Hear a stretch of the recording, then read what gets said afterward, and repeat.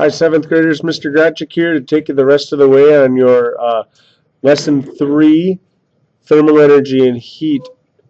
On page 133, you were asked 10 questions about our chapter.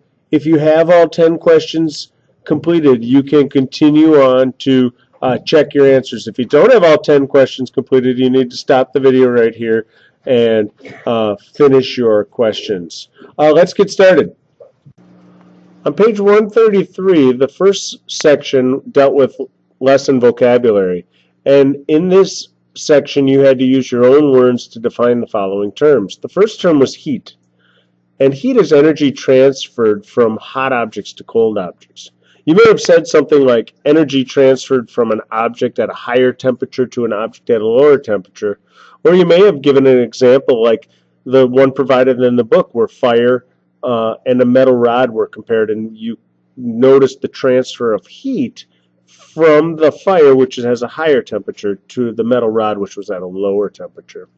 Or you maybe came up with your own example, and I always thought of something my grandpa used to talk to me. So Grandpa Gratchik used to say that if I wanted to cool my hot cocoa, I just put a metal spoon in the cocoa and stir, and that heat would be transferred from the cocoa to the spoon, and it would help cool it off faster and make it more drinkable.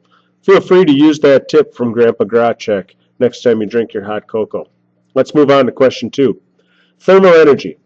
Thermal energy is the kinetic energy of all the particles in an object. So it's the total energy of all the particles in a substance. You may have given an example like a cup of soup versus a pot of soup. A cup of soup being smaller would have less thermal energy than a pot of soup, which would have more thermal energy. The third question was on conduction. And conduction is the transfer of heat through direct contact.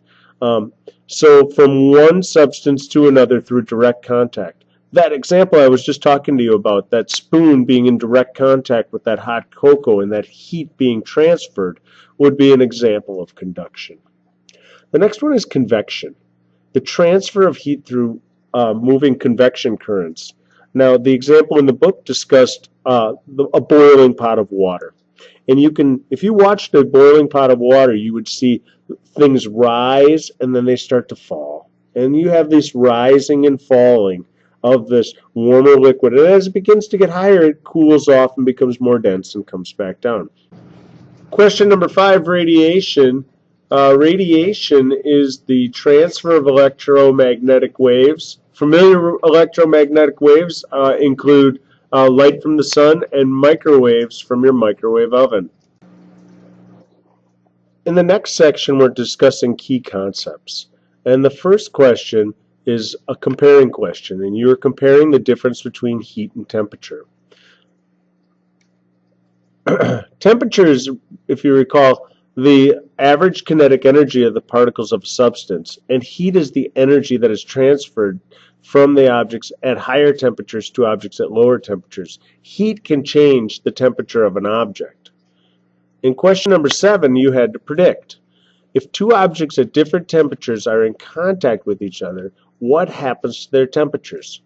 Well, heat is transferred between the two objects until they reach the exact same temperature. In question 8, we had to use the photo to answer the following questions. So we had to identify the different types of energy that transfers that occur at each of those lettered areas. The first one, letter A.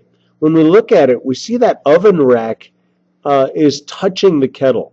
And we know that whenever we have two things touching, the energy transfer we're talking about is conduction. So letter A should be conduction because they're touching. Letter B. You notice those flames. I think that's what they're trying to make you look at there. And the flames are not touching the kettle. And because the flames are not touching the kettle, we're talking about radiation. The last one, C. I think it's trying to say that we need to infer what's going on inside of that kettle. So when we think about what's going on, we have that liquid, and that liquid's probably starting to boil. We could tell because of the steam. There's a change of state. And we must see that there's that heating and the rising and the cooling of those molecules. So we see that motion. That would be convection. The letter C is convection. Number 9, synthesize. This is a critical thinking question. We had to describe the relationship among temperature, heat, and thermal energy.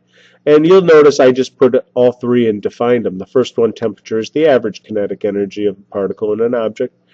The second one is thermal energy, the total kinetic energy of particles in an object. And heat, being the final one, is energy transferred between objects due to temperature differences. The final question is a synthesized question. Number 10, do you think that solids can undergo convection? Explain. It's a two-part question. I do not think that solids can undergo convection because particles in a solid cannot move freely, so they cannot change places as different areas become more or less dense.